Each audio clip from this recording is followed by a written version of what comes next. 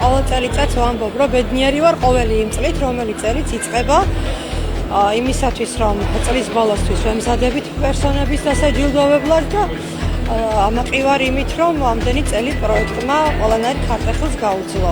წელსაც პროექტში სადღაც 80-მდე პერსონა არის, სხვადასხვა სფეროდან წარმოდგენილი მთელი საქართველოს მასშტაბით და პროექტი აძლევს იმის საშუალებას ადამიანებს, რომ ადამიანებმა, რომლებმაც წვლილი შეიტანეს ქვეყნის მშენებლობაში, თავიანთი პროფესიების და გამომდინარე, ეს ადამიანები ჯილდოვდებიან და გადაეცემათ 20-25 წლის ტიტული.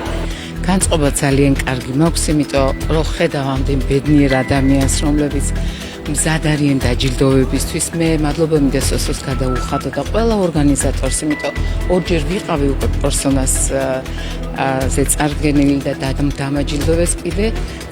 მე დღეს ვმღერი ამ ღონისძიებაზე და ძალიან მიხარია, რომ აქცევენ ისეთ ადამიანებს ყურადღებას, ვინც ქმნის ეპოქას, ვინც წერს, ვინც აი თავის დაწერილებზე თაობები იზრდება და ეს ძალიან დიდი მნიშვნელოვანი ადამიანი რო ქმნის, ის უნდა წაახალისო აუცილებლად და უნდა დაუფასო ის, რასაც აკეთებს.